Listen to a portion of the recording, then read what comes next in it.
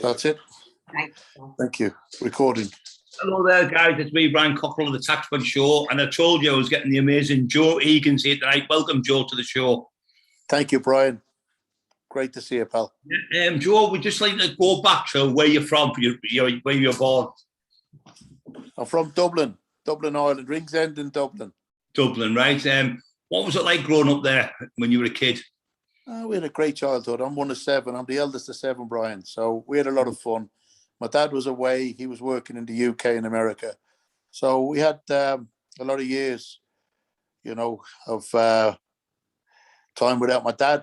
But he was a good provider. He sent the money home like a lot of Irish dads. Right. They go abroad. Ireland's greatest export has always been his people. That's right. So he went and he worked in the UK and America, and he sent the money home to my mother so she could do the best job possible with 7 kids, 4 girls and 3 boys. Amazing. Absolutely brilliant. When did you get into the boxing? Who got you into the boxing? Well, when my dad used to come home, we used to go and visit him in the UK as well, and I experienced a lot of bullying, Brian. Right. When I came to the UK to visit my dad in Manchester, I got bullied because I had the Irish accent. And I got my 2 front teeth knocked out on the day I made my Holy Communion. All my years boxing, Brian, I only ever had 1 tooth knocked out. I got 2 teeth knocked out by the bullies because I had the Irish accent. So I picked up the English accent. And when I went home to Dublin, I got bullied in Dublin because I had the English accent. You know what, Joe, that exactly happened to me. That we came down from Scotland. My family are from Ireland originally, from McGivrans. McGivrn is Irish and MH is Scottish. So when I was in Scotland, I had the Scottish accent. When I come down to England, I had to change my accent to be English to blend in with everyone, so I got bullied. And then when I went back, what you talking like English for? You know where I'm coming from, Brian. You know where I'm coming from.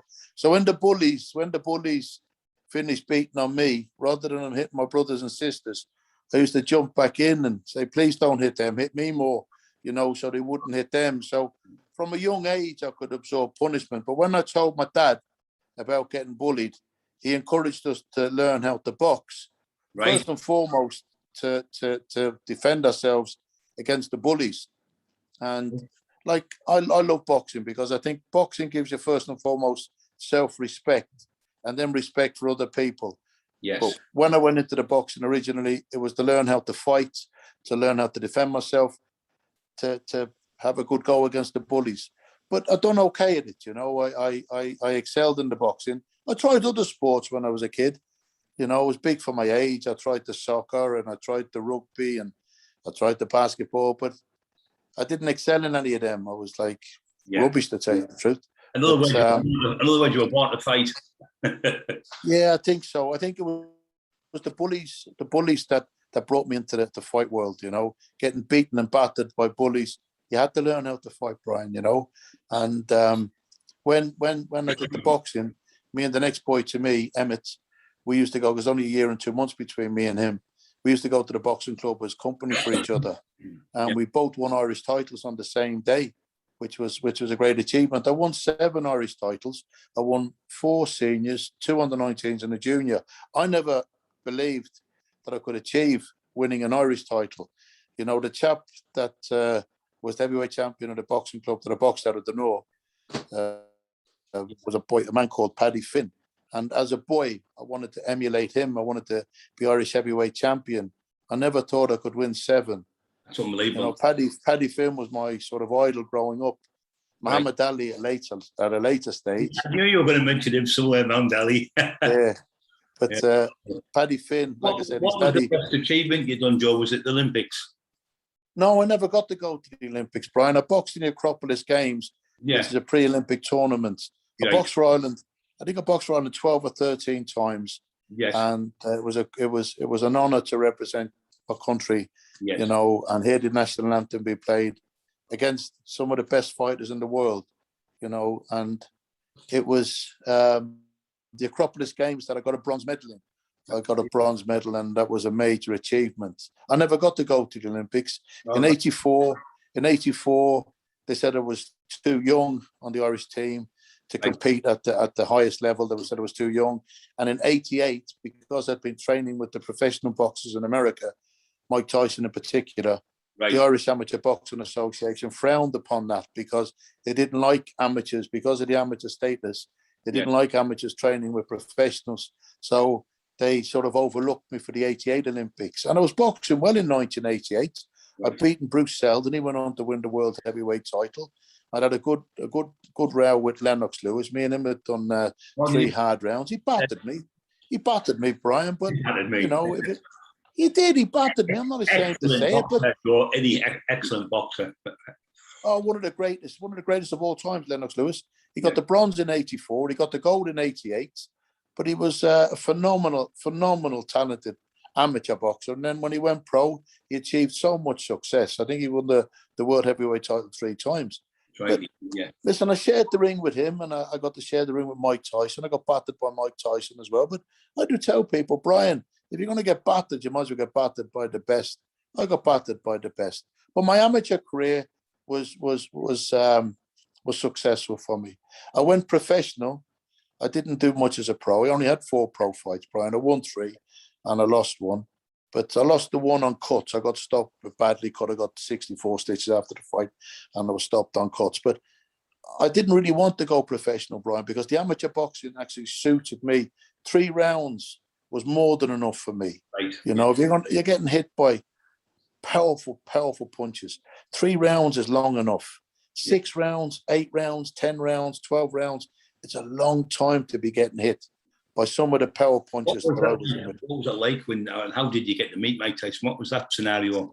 Well, when I won my Irish titles, I got to box Ireland on a number of occasions.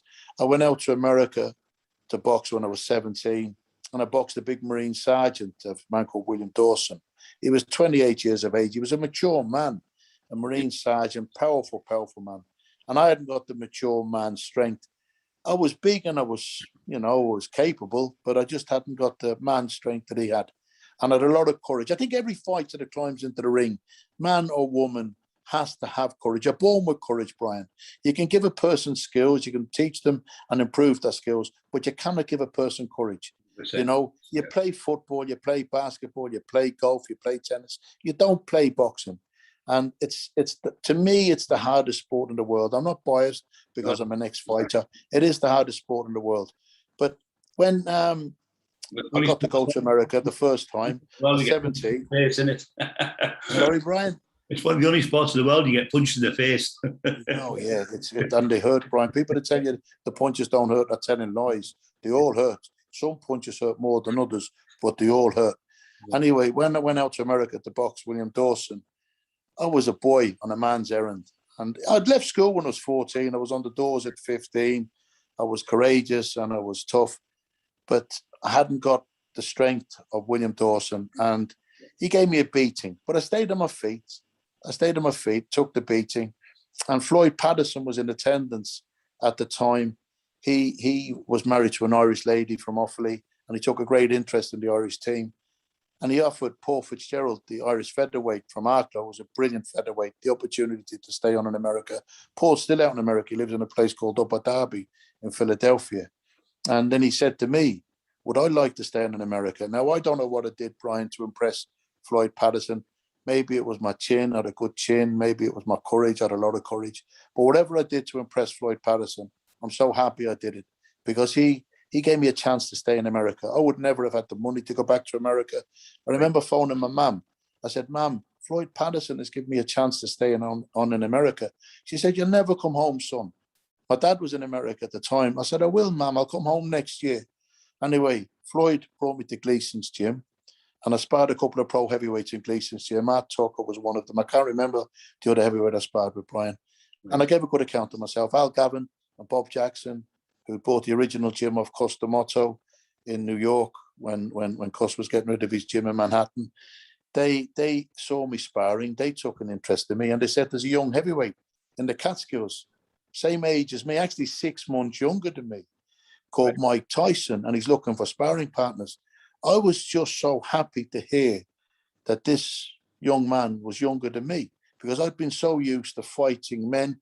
Even the American I fought was 28. I was only 17. So I said, yeah, I'll have some of that. So they brought me to the Catskills. When I got to the Catskills, I met Cus, Camille, Marnie, Jay, Tom, you know, Mike's family, and it was wonderful reception, Brian. It was beautiful. You know, the Catskill Mountains up on the Hudson River. Rip Van Winkle slept up there, so the myth says, for 40 years. It was so peaceful and tranquil. Then I met Mike. He came out to meet me. He was smaller than me, Brian. He was 6 months younger than me, and he spoke with a bit of a lisp. Now, I was full of courage and full of bravado, and I thought, I'm going to batter him, you know, because I didn't know. Brian, listen, it's funny because I didn't know what Mike Tyson was doing at the time. I'd never heard of him. He was knocking men out left, right, and centre. But I thought, because I'm older than him, because I'm bigger than him, because he had a bit of a speech impediment, I felt superior. But was I wrong? But we became friends overnight. We spoke about Ireland, and we spoke about Barry McGuigan and his relationship with Mr. Eastwood at the time, who I went professional with at a later date. I went professional with Mr. Eastwood. But Barry McGuigan and Mr. Eastwood. As a boxer, Joe, what was he like as a person, Mike? Oh, listen to this, Brian. He was a fantastic, lovely, lovely young man, except when he was hitting you. When he was punching you, he wasn't so nice. He punched with venom. Every punch he threw wanted to hurt you. But that night when we met, we became great friends overnight. The relationship that Mike had with Cuss was very similar to the relationship that Barry McGuigan had with Mr. Eastwood. And I knew a lot about Barry because he was Irish world champion. And Mike was fascinated with Irish boxers, the history of Irish boxing. And I knew a little bit about the history of Irish boxing. So we spoke and got on great overnight. I was actually starting to feel sorry for Mike. I thought, I like you, and I'm going to have to bash you in sparring tomorrow. The next morning, I know, stupid Paddy. The next morning, Brian, we got up, we ran 7 o'clock, ran for about a mile, then Mike took off like a gazelle, and I thought, that's right, you tire yourself out. I'm going to bash you later in sparring. Came back to the house, had a bite to eat, went to bed for a few hours, got up midday, got onto the minibus to travel down to the gym in Catskills, main town, to spar. And as we're getting onto the minibus, suddenly these big, powerful men all appeared. And I thought, oh, that's them men, they're going to box, and those boys are going to box. They were very, very somber, like men walking to the gallows, getting onto the minibus, sitting on the minibus. Brian, honest to God, it was comical afterwards. You know, these men were sitting there, but they knew what was coming. Stupid Paddy didn't know what was coming, you know. I'm sitting with Mike, I'm so relaxed, I'm comfortable. We got to the gym, stripped off, got into our training gear, shadow boxed, warming up, bandaged up. Cuss said, okay, glove up. So I'm looking around. Next of all, I see Mike in the ring, and he's got his top off. Brian, the physique on him at 17, his biceps, his chest, his neck, his arm, his back, everything was just phenomenal. I thought, there's no way a 17-year-old boy should look like that. Then Cuss pointed to one of these big, powerful men to get into spar, and Mike knocked him spark out with the first punch. I tell people I ruined a good pair of underpants at that moment in time. I shit myself, Brian. I thought, there's no way this boy should have this power. Anyway, he knocked out 2 more sparring partners. I was number 4. I got in. I got battered for 3 minutes, Brian, battered from pillar to post. But I stayed on my feet. I got out. I was in a lot of pain, very sore. A couple, 3 more sparring partners got in.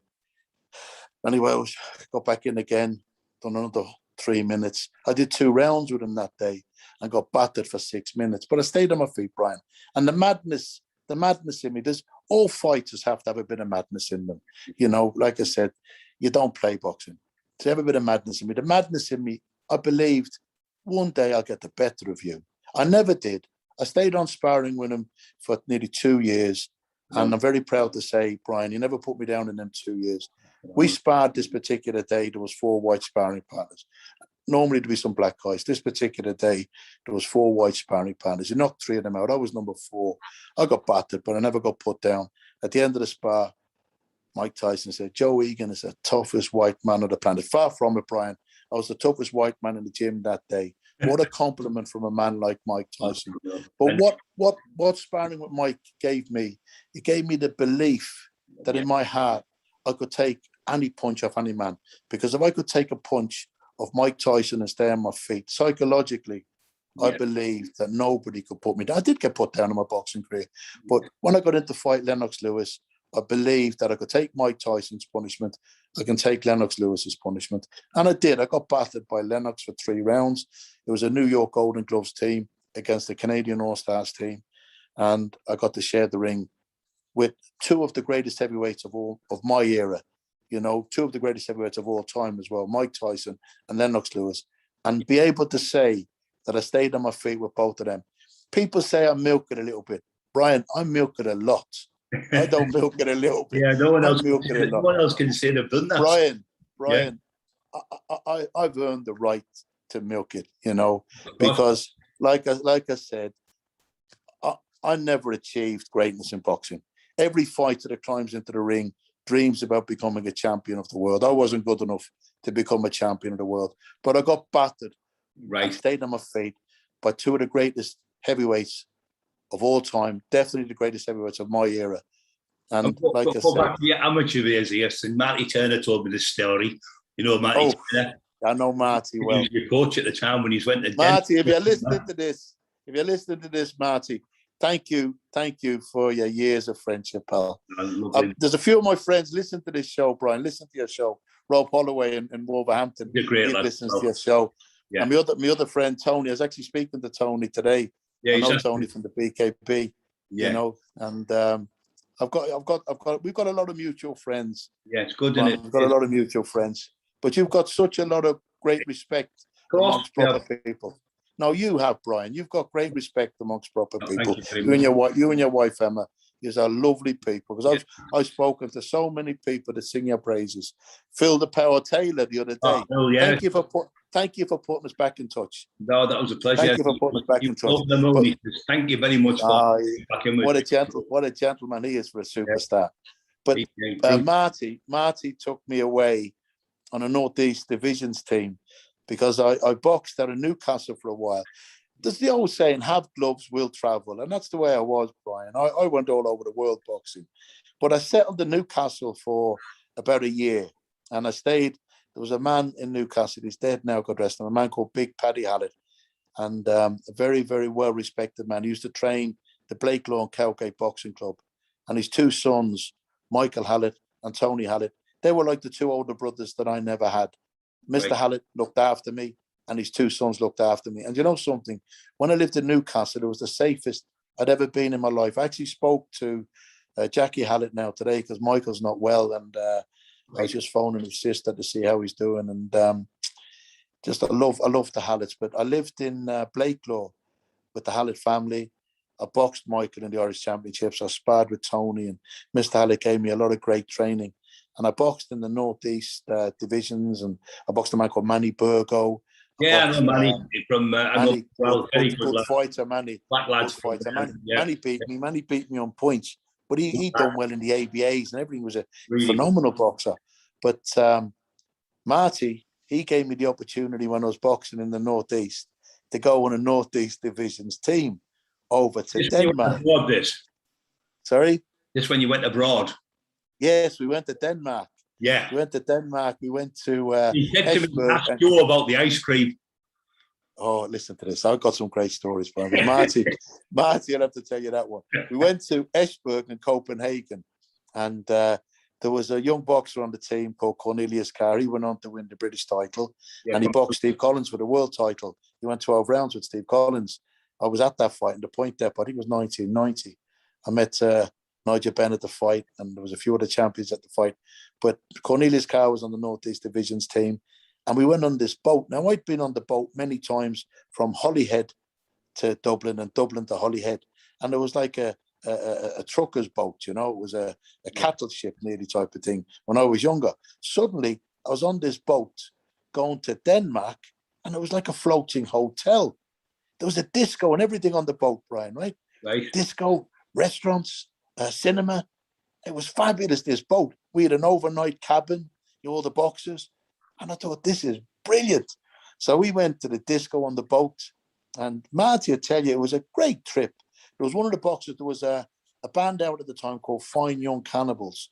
And the lead singer of Fine Young Cannibals, I think his name was Roland Nastaza. I think that was his name. He was a mixed race chap, and he could sing. But there was one of the boxers, was the double of him. And everybody, and there was this song, Johnny, we're sorry. Won't you come on home? We're worried that I'm not a good singer, Brian. I'm not a good singer. But that was the song. So when the DJ saw this young boxer coming out, he thought he was the singer from the Fine Young Cannibals, and he put the song on, and everybody was around. It was brilliant. Oh, we had an amazing time. Anyway, we got to Denmark, and we boxed in Esbjerg and Copenhagen. I fought Brian Nielsen. He went on to fight Tyson a couple of times, and the man called Mogen's pal from the Danish boxing officials. He was one of the big time professional promoters over there as well. He looked after us so well because my auntie, listen to this, Brian, my auntie Cynthia, she's married to my mum's brother. Sean is dead now, God rest Sean. But her brother, Paddy Burns, was the international matchmaker. They used to make the matches for Mogen's pal. So when I met Mogen's, he had a friendship with me through my auntie's brother. So he really looked after it. I'm not saying that he wouldn't have anyway. You know, there's a lot of great friendship. You know, even though you're boxing against each other, different countries, there's still great camaraderie, Brian, you know. Anyway, we got so well looked after, but the trip was fantastic. But there was a lot of things happened on that trip. And like the old saying says, what happened in Vegas stays in Vegas. What happened in Denmark stays in Denmark. One, I'm gonna catch you up again. One where he said, it was so much. He's all had a bit of a drink. You got in your bed. We all get to bed now, and you got in the top bunk, and you fell through the bunk on the lad underneath, 19.5 stone, and the lad underneath was still asleep when you got off him. Brian, you know how many beds I've broken in my lifetime? I've broken loads. I'm a heavyweight. Now saw Joe Egan's there on top of him, the lad's still asleep. A lot of drink. And in that is you give him the tip that Mike Tyson be the youngest heavyweight ever. I told everybody, Brian. Yeah. I told everyone when I was in the Catskills at 17. I knew then Mike Tyson was special. I wrote to loads of people. I wrote to Steve Collins. And Steve was my friend, still my friend to this day. I boxed Steve twice. And been at both his weddings. A good man, Steve. Great world champion. Yeah, but I wrote to loads of different people. I said, I'm training with the future heavyweight champion of the world. At 17, I knew how special he was. And then I told everybody I used to meet, Mike Tyson's going to be the heavyweight champion of the world. And he was, youngest ever heavyweight champion of the world. You know, he beat Floyd Patterson's record, who, funny enough, Cuss used to manage. He beat Patterson's record. And I can't see Mike Tyson's record ever been beaten. Definitely not in my lifetime. 19 years of age, heavyweight champion of the world. He was something very, very special. Well, everyone you told put the bet on, apart from Marty Taylor. And he's still kicking himself today. He's still upset over it. But I used to tell everybody because you just know. It's like some of these boxing scouts and football scouts, they see young talent, you know, raw, natural talent, you know. And Mike Tyson, when Cuss seen him at 14 in the Young Offender Centre, Cuss said at the time, I'll make this boy the heavyweight champion of the world. He saw something in him at 14. I saw something in him at 17. And even though Mike achieved greatness, I still don't believe that we saw the best of Mike Tyson, because I believe when Cuss D'Amato died, the best of Mike Tyson died as well. God rest Cuss. Yeah. You know, Cuss trained Jose Torres, Floyd Patterson, and Mike Tyson, 3 great world champions. He trained a lot of other fighters as well, but there is 3 main world champions. But you're saying about drinking, Brian. I'm an Irishman that doesn't drink alcohol. Yeah. People laugh. People laugh when I say, no, I don't drink. They say, what sort of an Irishman are you? I say, my dad says I'm a failure as an Irishman. It's expected of the paddies to drink. Yeah. I like a glass of milk. I love a glass of milk. And when I go to Scotland and I'll go up there and you have their whiskey, I went, no, I don't drink. They feel insulted if you don't have a drink with them. It must be the same in Ireland. It's the same. My dad drinks enough for the 2 of us anyway. He drinks the whiskey and he drinks it straight, Brian. He never even used to put the ice cubes in. He's still alive now. He's 84. He's gone strong. But he never used to put the ice cubes in. He wouldn't put water in. He'd put the whiskey into the glass, the barman, and the barman would say, what do you want in on top of that whiskey? And he'd just say, put another whiskey in on top of that whiskey. And that was his attitude. And listen, he believed in the power of whiskey. You know, whiskey would cure anything. You know, if my dad was giving medical advice today, he'd say, listen, whiskey will cure COVID, you know, and God rest the people that have died through the COVID. You know, it's been a horrible pandemic, and please God, we're coming out of it now, and the light at the end of the tunnel. And hopefully, when did you get into acting? Do you know something, Brian? I had great amateur career. My ability wasn't anything special. I was just tough, Brian. You know, so what limited ability I had to win 7 Irish titles and to win a bronze medal in the Acropolis Games I was an overachiever, really. You know, but when I went professional, I didn't do well as a pro. Like I said, I only had 4 pro fights, 3 of them, and then a loss on my 3rd fight, and I was in a bad car crash, and then my boxing career was sort of over for 12 years. And I got into a bit of trouble, Brian, and I ended up in prison. Yeah, I'll talk about it. I'm not ashamed to talk about it now. You know, at the time I was ashamed. But the first time I ever, I've spoken about it a few times over in interviews. First time I ever saw my daddy cry, Brian, was when I was a young boy, and his daddy had died. And I was sort of too young to understand what was going on. In every boy's eyes, his dad's the toughest man on the planet. And in my eyes, my daddy's the toughest man on the planet. And when we got overheard, like my mum talking to my dad when he came in from work, we got him in from school, and my mum sent me and my brother up the stairs to bed. It's only like 4:30, Brian. Batman was on at 5 o'clock. And we're looking down through the banisters. All my other brothers and sisters were in bed. And we're looking down through the banisters, and my dad came in from work. He was home at the time. A lot of the years he was away, you know, England and America working, but he was home for this particular time. And my mum greeted him in the hall, and she spoke to him, and then I saw him hold his head in his hands and start crying. And I got the fright of my life. I was cradling my brother, my next brother to me, Emmett, in my arms, looking down through the banisters. And I watched my dad cry, and I didn't know what was going on. My world was just caving in. And I found out then afterwards that his daddy had died. My granddad, God rest him. Anyway, all them years later, when I got into trouble and was in the courtroom, and I was found guilty and remanded, and I looked up to the gallery, Brian, and my mouth's going dry, excuse me. I looked up to the gallery, and I saw my dad hold his head in his hands and cry, and I felt ashamed. Normally, most of the time when I talk about it, I get emotional, I cry. Yeah. Want to cry anyway. I'll cry all the time, Brian. I cry all the time. But the thing is, I'll tell you a funny story after this. I watched him cry, and I felt ashamed. I can't put it to words, the shame I felt that me getting into trouble and going to prison had the same effect on my dad as his daddy dying, you know. And I did, Brian. I felt sick to my stomach, not because I was going to prison, but because I'd upset my dad so much that he was going to, you know, he cried. Anyway, I swore then, and I swear now, I'll never get into trouble again. But when I got into the acting, it was to I redeemed myself. I'm not saying that I needed to redeem myself in my dad's eyes. He did not, you know, he'd never looked down on me.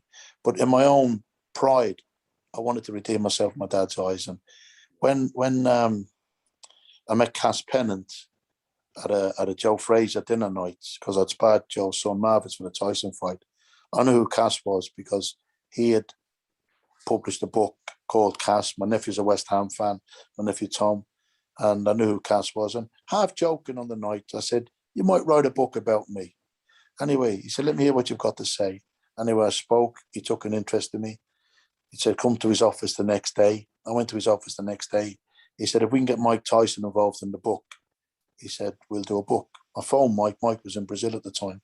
And I put him on to Cass, and he said, Cass, anything for my brother Joe, whatever you need, he said, I'm there. Anyway, Mike did the forward for the book. Mike and his stepbrother Tom Patty, and Ranald Graham, who's dead now, God rest him, he wrote the book. And Blake Publications published the book along with Cass. Yeah. And the book was launched in Canary Wharf. Mike Tyson flew over. He launched the book. Probably one of the best days of my life. Thousands and thousands and thousands of people in Canary Wharf, Brian. Several world champions in Canary Wharf, Alan Minter, Charlie Magri, Paul Silky Jones, oh my God, Yeah, Steve Collins, great world champions in attendance. I know everybody was there for Mike Tyson, but Mike Tyson was there for me. And he brought Canary Wharf to a standstill. And Tamer Hassan was in attendance because he'd worked on the Cass movie. You know, he was Cass's friend. So they were doing the Cass movie at the time. And they said, look, we'll give you a part in the Cass movie. So I said, oh, fantastic. So I got to play the landlord of the Britannia pub in the Cass movie between Cass and Tamer. They arranged this. And then Tamer said to me, Joe, you've got a good presence on screen. He said, do you fancy an acting career? And I said to him, I said, I've acted my way through a boxing career. I'll give it a go, you know. So he introduced me to his agent. And his agent, yeah, listen, it's the truth, Brian. I wasn't any great shakes. But he introduced me to his agent, Camille. And she said, there's a part going in a Sherlock Holmes film. Play a character called McMurdo to fight Robert Downey Jr. Would I want to go for that part? So I said, yeah, I'll give it a go. So I went to the casting.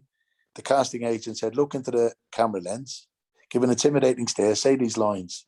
So I've done it. They said, wow, you've got an amazing intimidating stare. I said, I've had to look into the eyes of Mike Tyson and Lennox Lewis to try and intimidate them. To intimidate a couple of casting agents is no problem. Anyway, Brian, I got the part. They sent me along to the read-through in Claridge's. My nameplate, Joe Egan, next to Jude Law, Robert Downey Jr., Rachel McAdams. You really beat you. I'm walking out. Oh, Rachel McAdams, she got the Academy Award herself. But Eddie Marson, sitting opposite Guy Ritchie, Joe Silver, the CEO of Warner Brothers, all the hierarchy of Warner Brothers. And Guy said, Joe, I've been trying to get you in one of my films for a long time. I said, you're joking. And Robert Downey Jr. leaned in. This is Iron Man. He said, Joe, you come with a fierce and reputation. I couldn't believe that these people even knew me, Brian. They knew me through Tyson. And I was so humbled. Anyway, travelled down in the minibus to do the practice fight. And Guy said, how are things, Joe? I said, things are okay, Guy. I'm making ends meet. He said, has your agent told you much again for the fight scene? I said, Guy, I never even asked. I'm just honoured to be in your film. When he told me, Brian, it was more than I got in any of my pro fights. I was deadly serious. I said, Guy, for that money, I said, Robert Downey Jr. can really hit me. You can kick me as well if you want to. And he took a fit of laughing. He said, Joe, I don't want you being beaten up. I said, Guy, I've been beaten up for a lot less. I'd do a few weeks in hospital for that money. And I didn't have to get beat up, Brian. He gave me a part that wasn't in the script. I get called Big Joe. In an Academy by an Academy Award-winning actor in a Warner Brothers movie directed by Guy Ritchie. And it's made my mum and my dad so proud. My mum never wanted me to box. No mother wants to see her son being beaten up. But she sees me in the films getting killed all the time, beaten up and killed. But she knows it's not real. But in my eyes now, I've redeemed myself in my mum and dad's eyes. You know, I've made them proud again. Not that they were never not proud, Brian, but in my heart, I believe that they weren't, you know. But we talk about crying earlier on. I'll tell you a story now about crying, man. And one of the toughest men on the planet, Mike Tyson, right? Without a shadow of a doubt, right? This particular day, Mike had been speaking to my mum on and off for 22 years on the phone, Brian. 22 years, they'd never met. And he said to me this day, he said, Joe, how's your mother doing? I said, she's not too well, Mike. She had a lump removed from her throat. She had 7 stitches in her neck. They're concerned it might be cancer. Blessing to God, it wasn't, Brian. My uncle, funny enough, my uncle Brian, my mum's younger brother, he died of cancer at 47, never smoked in his life. My mum was a heavy smoker, Brian, still is now, and 81 now. She was 81 on Monday. Last week, the 12th, she was 81. And she's still with us. And my dad, 84, still with us, thank God. And they Mike was speaking on the phone, 22 years on and off. And he just said, how's she doing? I said, she's not great, Mike. She had the lump removed from her neck. He said, let's go and visit your mum, Joe. So me, Scott Welch, Mike Tyson, the entourage, we've landed in Dublin. And the hysteria, Brian, unreal. Right. You know, to walk through Dublin Airport with Mike Tyson, an airport that I'd worked in for Delta Airlines, you know, for 2.5 years. I knew the airport. I knew a lot of the staff in the airport. Suddenly I'm walking through one of the greatest heavyweight champions of all time through the airport was such an honour. To walk through Dublin was such an honour. But to walk onto the housing estate where my family had lived and my family were evicted. You know, we got evicted from the house by the council in Dublin. It was bad times when I was a young boy. I'm now walking onto that same housing estate with Mike Tyson, because my mum was living in my auntie's house at the time because they couldn't keep her in the hospital because there was the MRSA bug, and she was old, and she went to stay with her sister. So now we're visiting my mum in my auntie's house on the same housing estate that we've been evicted from. And I'll tell you that story as well in a minute, Brian, about eviction. But we went to the house. It was beautiful. It's on the YouTube. People can watch it on the YouTube. Mike Tyson sitting in my auntie's house. Yeah, Mike Tyson sitting in my auntie's house with my mother. Anyway, they got talking about birthdays, Brian. It was very surreal. It was beautiful to see. They got talking about birthdays, and Mike's birthday is the 30th of June, and my mum's birthday is the 12th of July. And they're both of the Cancer bird sign. And Mike said to my mother, he said, Mrs. Egan, he said, I remember on my 18th birthday, which was 22 years previous, I was with Mike when he was 17, he said, you sent over a shoebox, he said, with some potato chips in the shoebox. That would have been Irish potato crisps. He said, some money in an envelope. Would have been very little money, Brian. Yeah. And some sweatshirts. They probably would have been second-hand sweatshirts. And my mother said to Mike, this was 22 years previous. She said, Mike, you remember that? And he said, Mrs. Egan, he says, very few people have given me anything in my life. Oh. Yes, I remember it. Right? Scott Welch got choked up. He had to leave the room. I started crying. I broke down crying. Now, Mike made me cry loads of times. He made me cry, battered me in sparring, made me cry loads of times. He looked at me, excuse the language, Brian. Anybody listening, excuse the language. He goes, Joe, motherfucker, you're always crying. You know, because he made me cry so many times. And he embraced my mum. And this is a man that can break bones with punches. And he was embracing a fragile woman. And to me, that brought it all home, because this man could have been a billionaire athlete. Now, can you remember what you got 22 years ago for a present, Brian? I can't remember what I got 22 years ago for a present. So for Mike Tyson, who could have been a billionaire athlete, to remember a couple of packets of crisps, a couple of pounds in an envelope, and a couple of sweatshirts, it shows you the humble beginnings that he had in life. And he did have a very, very hard introduction into this world. You know, even with all his success, I don't envy the introduction he had into this world, Brian. Running wild on the streets in Brownsville in New York. You know, a very, very rough part of New York. A young child trying to fend for himself. Lucky Cuss got a hold of him and was able to turn him into one of the greatest champions of all time.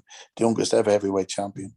You know, but when I spoke to you there about getting evicted from the council house, Brian, I'll tell you that story. You know, me and my younger brother, Emmett, it was a year or two. We used to get bags of logs. We used to buy a bag of logs for £1.50, and we used to chop the logs into sticks.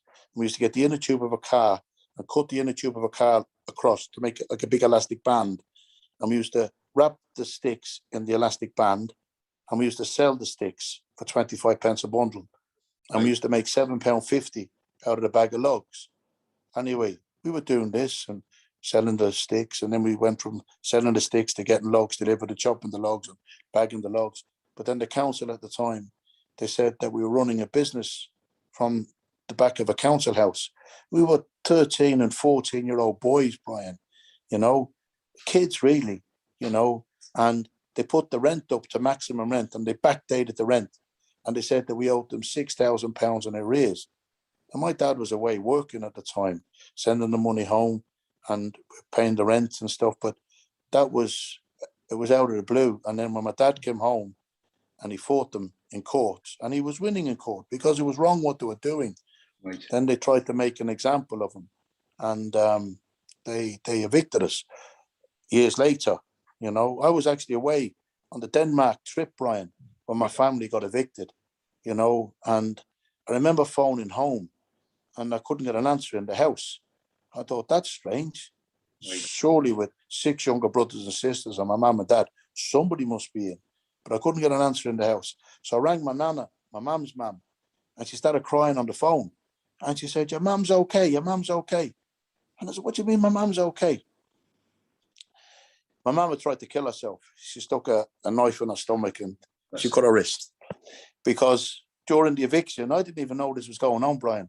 4 days, friends of the family come to the council house. And 4 days, my dad and my family friends fought the bailiffs out. And after 4 days, when the bailiffs couldn't get in, they called in the Irish police force, the Garda Síochána. And my grandfather, my dad's daddy, was a police sergeant. And you can't beat the police. The police are there. They keep authority. Yeah. You know, people criticize the police, Brian. People say all nasty things about the police. Yeah. But the police have to be there. You know, if we didn't have a police, if we didn't have, Brian, if we didn't have the police, we'd have anarchy. You know, people criticize religion. I believe in God and I pray. I don't force beliefs onto people. I pray. And I also respect the police. Even though being in trouble, I still respect them because they've got to be there. Because, see, when the shit hits the fan, and the shit hits the fan for people all the time, the first thing to say is, God help us, phone the police. You know, 2 things that people criticize. You know, so when the police, the Garda Síochána were called, my dad and the people in the house that were fighting the bailiffs, they gave up because they didn't have any arguments with the police. They didn't have one confrontation with the police, but the bailiffs didn't get in. The bailiffs were held out for 4 days. But when I came home from Denmark, I didn't know this was going on, Brian. My mum had tried to kill herself. My family was evicted. The team minibus that picked us up in England at the coach station from the boat, I flew home. You know, I come home straight away. I didn't know what was going on. I knew there was something wrong. And I come home to Dublin, you know, after being in Denmark for the North East Division's team. And, Brian, I'm getting emotional now. It's, all right.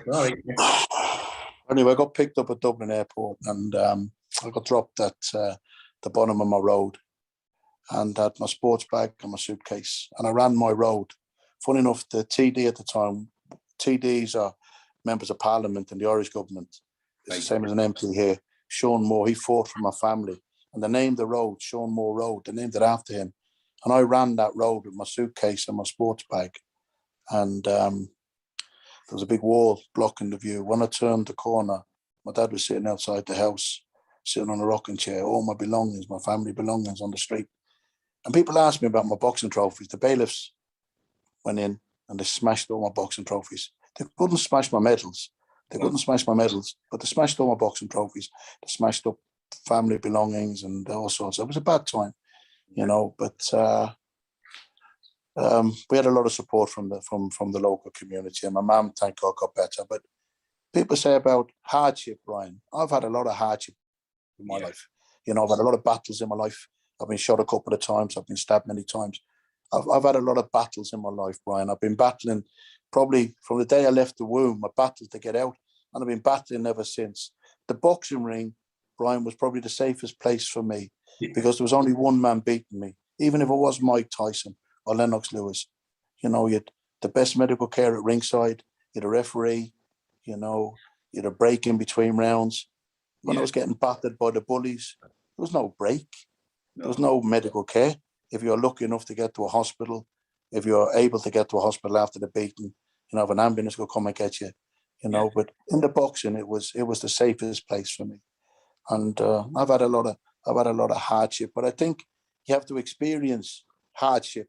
You have to experience hard times, Brian, to appreciate good times. And my life, I've got a good life now.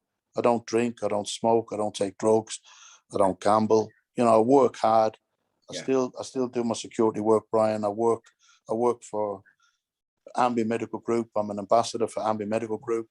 I'm an ambassador for Rail Construction Utilities, and I'm an ambassador for Lowe's Bullion and Britannia Jewellery. So 3 companies that look after me, and very proud to say that I represent them well. And I've got a good life now, Brian. It's been hard, and there's a lot of wonderful things happening now. What it is, Joe, when you've had a hard upbringing and you've struggled for food and things like that, we used to steal tatties out of the field. We used to go on the beach to get coal.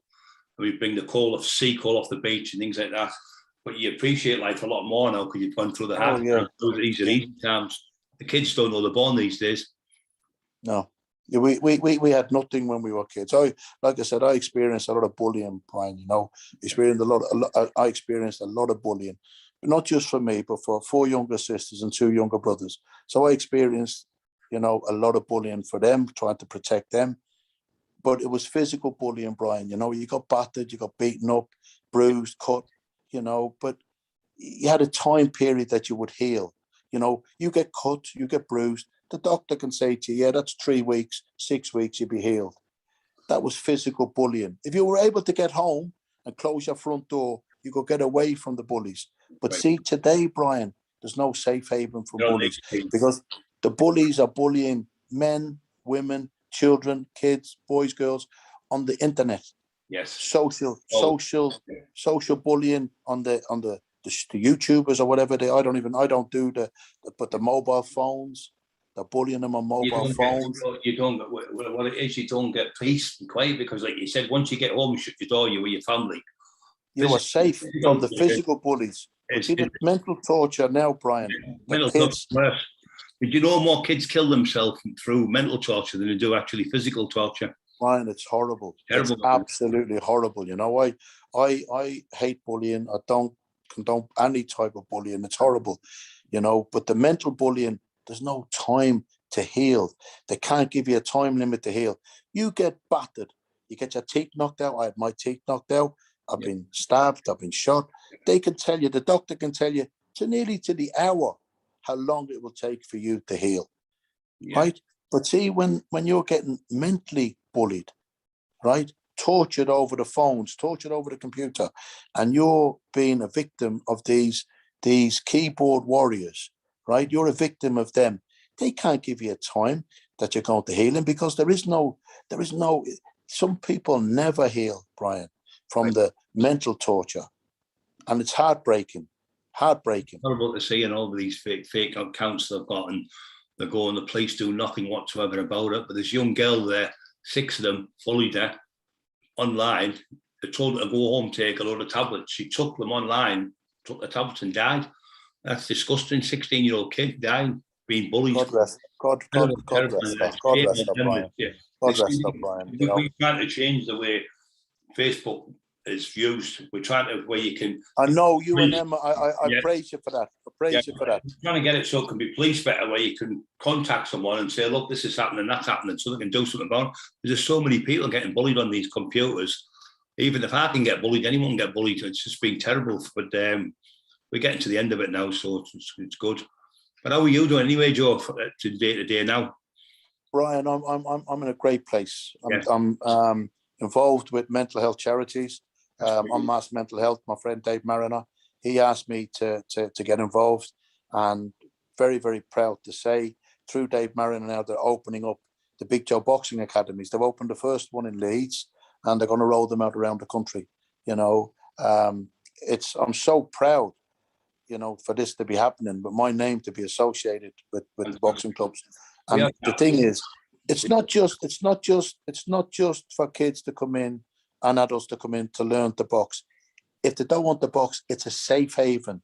Yeah. You know, if some of these kids are getting chased for their mobile phones, or getting chased for their sneakers, or getting chased for their jackets by the bullies, they might not have the stamina, they might not have the speed to make it home.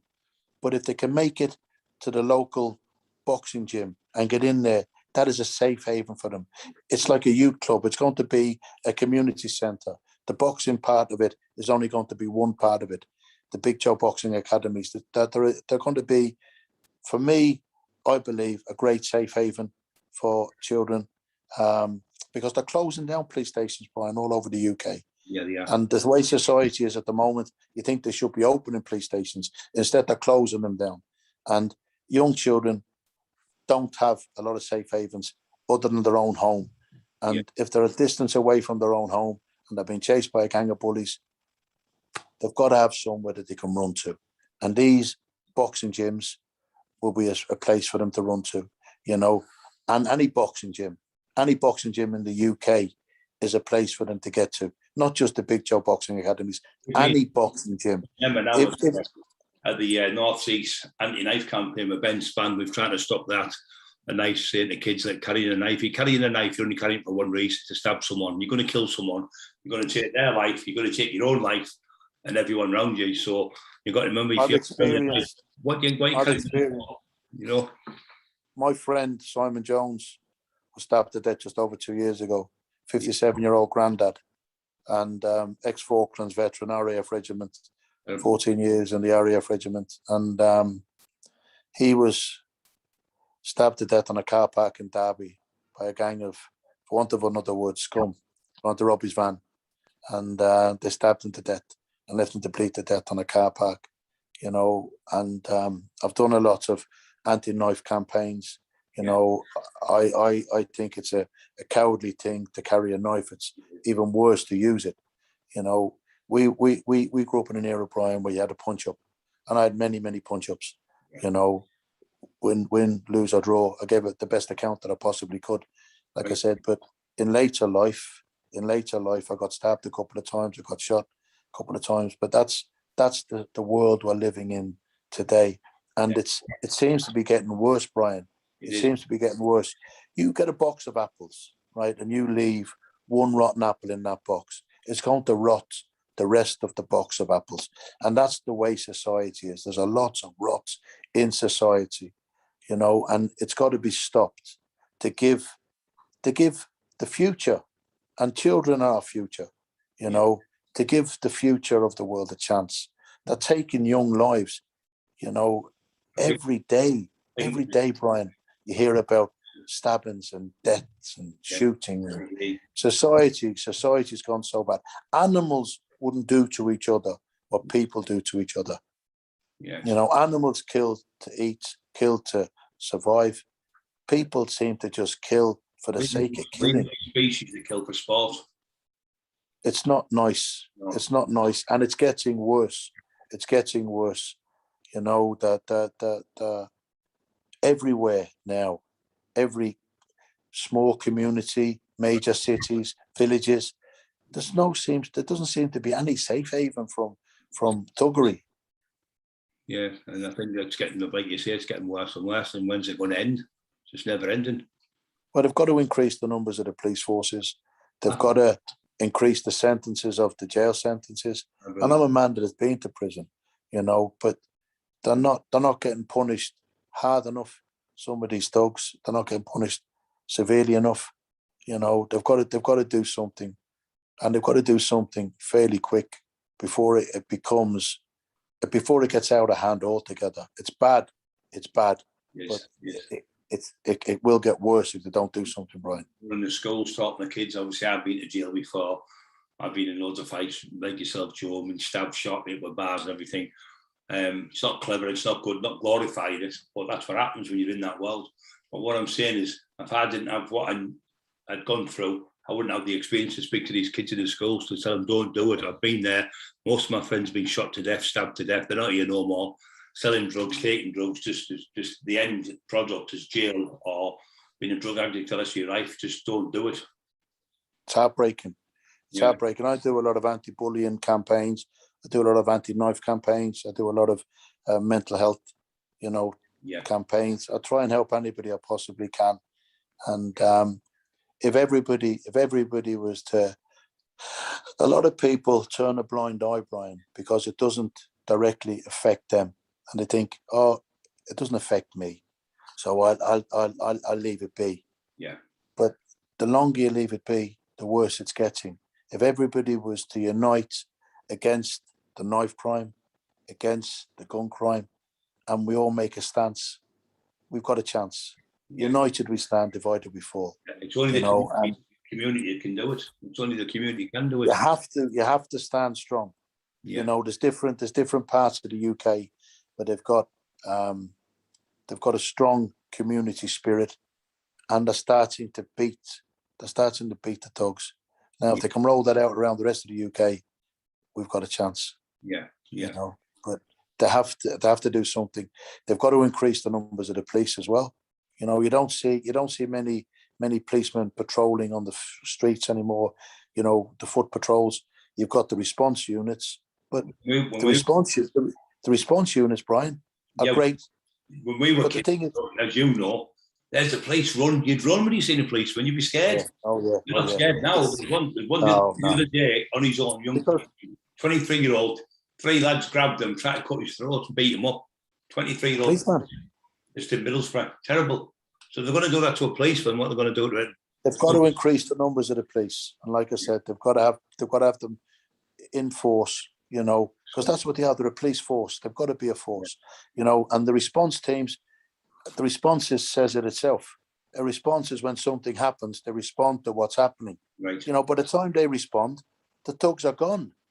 You know, if the police were there patrolling, some of these things that happen might not happen. Some of the murders might not happen. Yeah. I'm not saying that they're going to stop it overnight, Brian. You know, but they've got to increase the numbers. Yeah. They've got to increase the numbers. They've got to make their presence, the police force, felt. You know, and they've got to be more proactive than reactive. You know, and that's what I believe. You know, at the same time, Brian, I don't like seeing them in my rearview mirror when I'm driving. You know, I know they've got to be. I know they've got to be there. You know, and I know they have to be there. You know, and I sing their praises.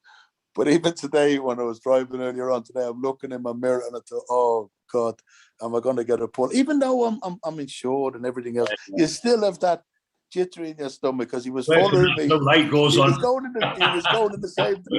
in the same direction as me for a couple of miles, and I thought, "Oh bloody hell!" But he went off in a different mood after that.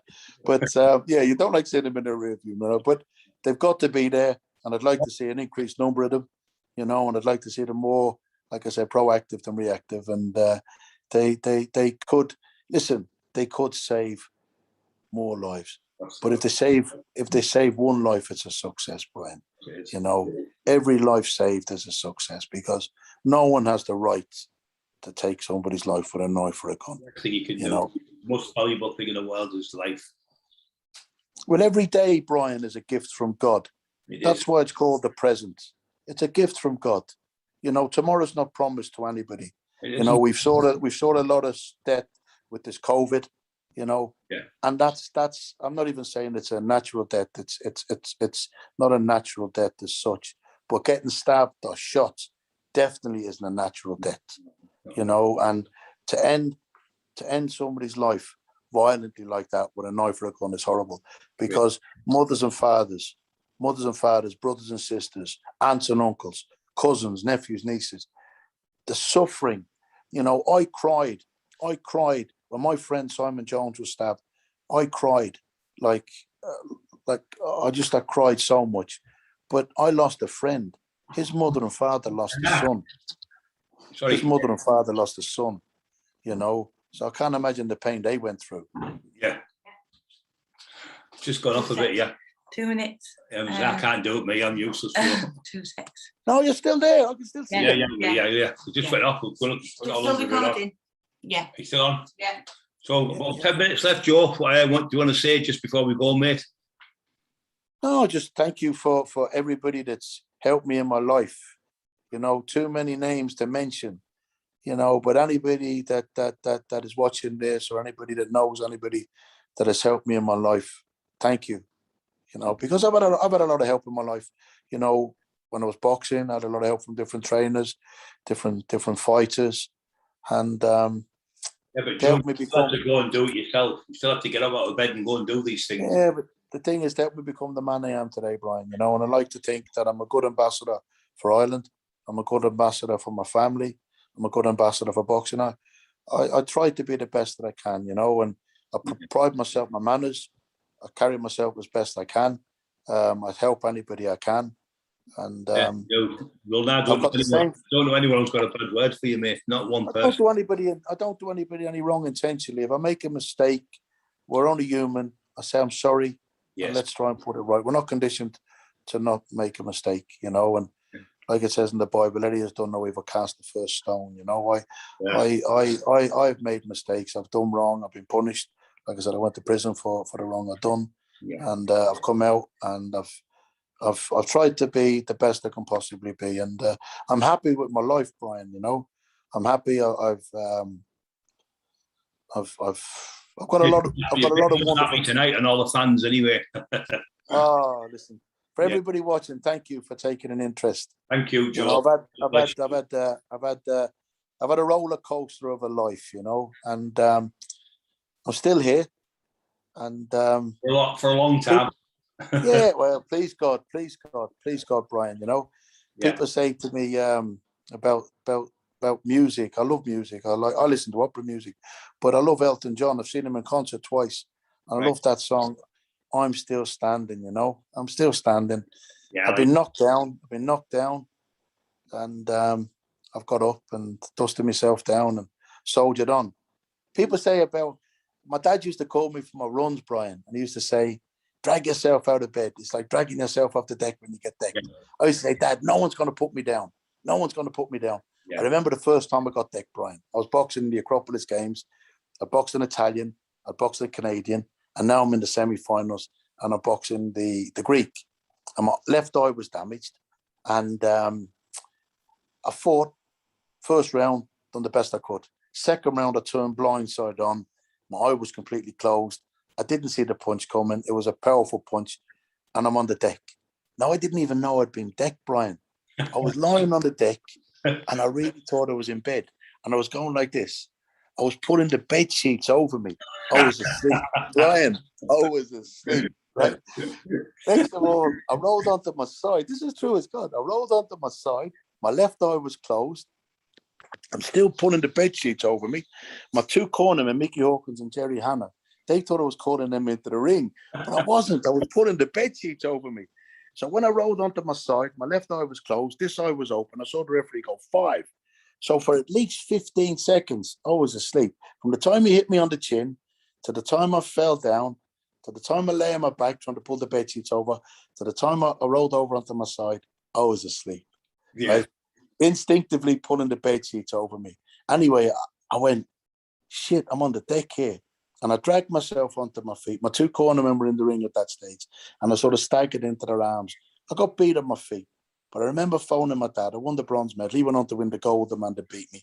He beat the Dutchman in the final. He beat Arnold van der Leyden, the Olympic bronze medalist, twice. He beat him in the final. So I lost to the gold medalist. And I remember phoning my dad. I said, Dad, I won a bronze medal. He said, well done, son. I said, Dad, remember you said about getting decked? It's like dragging yourself out of bed. He said, you got decked. I said, I got decked, Dad. But I said, I'm okay. I climbed to my feet. I got beat on my feet. But I said, it was exactly like you said. It was like being asleep, you know, and it was. But the punch didn't hurt me, Brian. The punch that knocked me down and knocked me out didn't hurt me.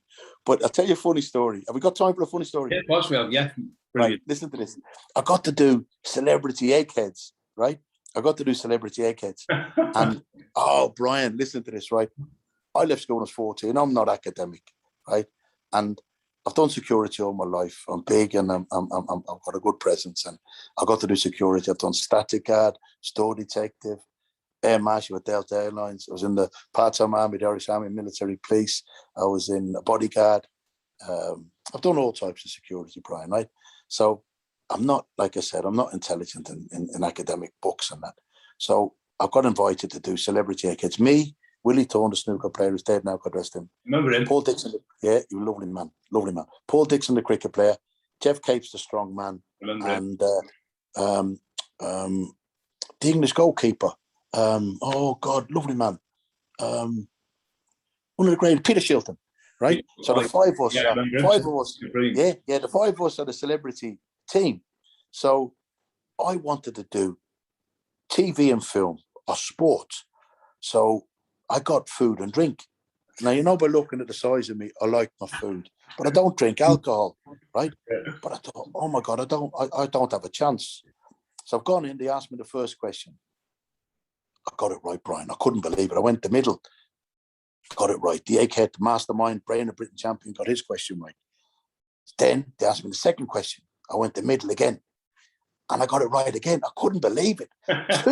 two, Brian, 2 questions right. Next one, the egghead got his. So they asked me the third question. They said, where is the avocado from? I went, the avocado's a pear. I said, I know that because my dad used to give them to me when I was boxing. They're full of energy, glucose. But I said, I don't know where they're from. Give me the clues. So they said, Australasia, the Americas, or Europe. So I thought, it can't be the middle again. So I've gone Australasia, the biggest landmass. They went, no, it was the Americas, the middle. The mastermind champion, Brain of Britain, got his question right. But they said, Joe, you pushed him to the wire. You got beaten 3-2. What a fantastic achievement. So I was over the moon, Brian. Yeah. So I've gone to the green room. I phoned my dad. I said, Dad, I got 2 questions right out of 3. He goes, well done, son. I said, Dad, they said I pushed the mastermind champion, the Brain of Britain, to the wire. He said, son, it doesn't say much for the Brain of Britain now if you pushed them to the wire. And the celebrities in the room, Finney-Shield, the Portons, and Jeff Capes and Willie Thorne, they're all breaking the hat laughing. I went, thanks, Dad. Yeah. But it's just a funny story. But life is very, very good, Brian, I'm glad to say.